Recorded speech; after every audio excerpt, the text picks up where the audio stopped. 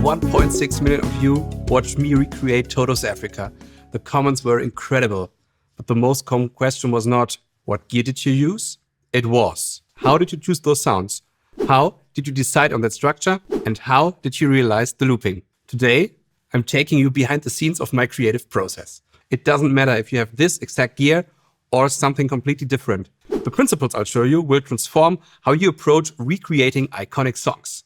Before I touch the single key, I asked myself, why Africa? And more importantly, how can I approach this from a live looping perspective? I chose Africa for 3 specific reasons. First, very distinct sonic layers. If you listen to the original, you can very clearly hear the drums, the percussion, the bass, the iconic marimba riff, and of course, the pad. Each instrument and each element occupies its own space. And when they come together, they create this iconic song.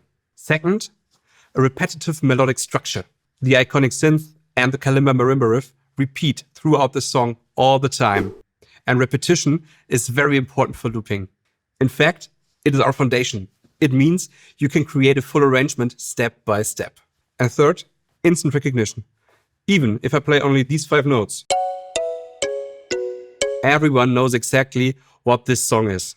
That recognition factor is what makes a cover resonate. So, when you're choosing your next song to recreate, ask these 3 questions. If you say yes to all questions, you've got a very strong candidate. And now let me show you how I turned this analysis into actual sound choices.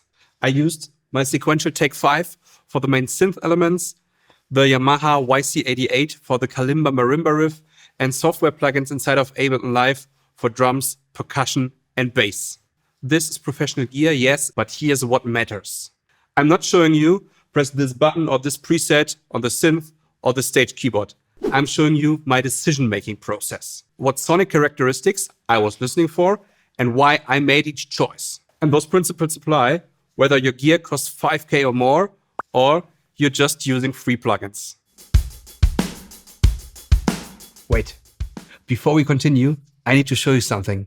All the drum sounds you heard aren't from a real drum kit. They're not even inside this keyboard. They're all software instruments inside of Ableton, controlled by this Akai MIDI keyboard. So with one small MIDI keyboard, I can play a whole drum kit.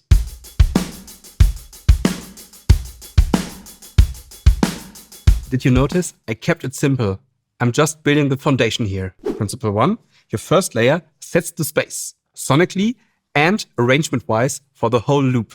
Keep it clean and keep it tight. Africa has a lot of percussion. Bongos, congas, blocks, little fills here and there. Recreating all of that in a condensed live loop is not possible. So the challenge is, how do you keep the groove recognizable but still playable? I used a percussion VST and just picked the essentials to have a supporting groove for my drum beat. It is simplified, yes, but that way it works really fine in my loop. And that's principle number 2. Simplification isn't compromise. It's intentional arrangement.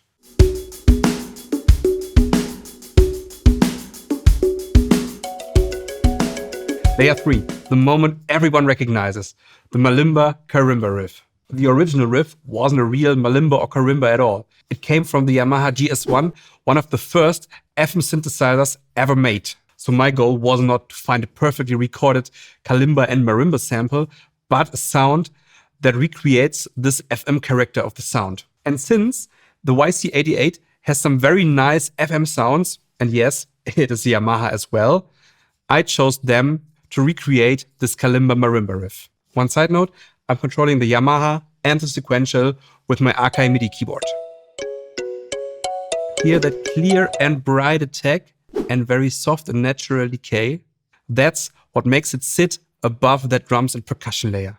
If you're choosing a kalimba and marimba sound, whether it's hardware or software, make sure that it is not competing with the percussion and drum sounds.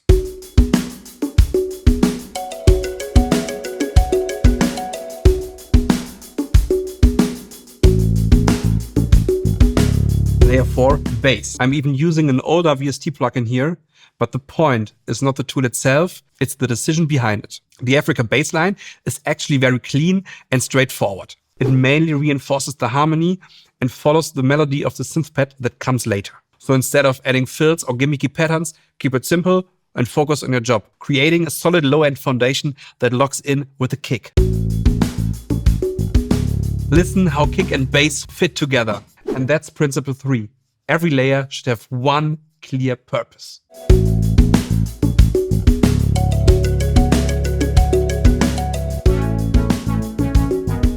The final layer, the synth pad from my sequential Take 5. The original synth pad came from the Yamaha CS80, one of the most iconic and yes, very, very expensive synths ever made. So for this project, I had two options. Use a CS80 plugin or take on the challenge of recreating it with real analog hardware. I chose the Take 5 on purpose. It is obviously no CS80, but it delivers that warm analog tone that fits the song very nicely. Instead of just looking for a preset, I created a patch from scratch that captures the essence of that CS80 sound. A soft attack, a bit of detuning, and that filter modulation that gives the chords their width. And again, that's the key. It is not about matching the CS80 sound exactly. It needs to support the loop. And this pad does exactly that. So, principle 4, shape the character, not the copy.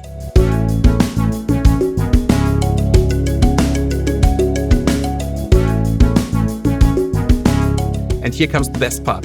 If you want that exact Take 5 pad sound that you heard in this video, there's a free download link in the description. Have fun recreating it. And if you want to see how I look at performance like this in Ableton in real time, click this video right here.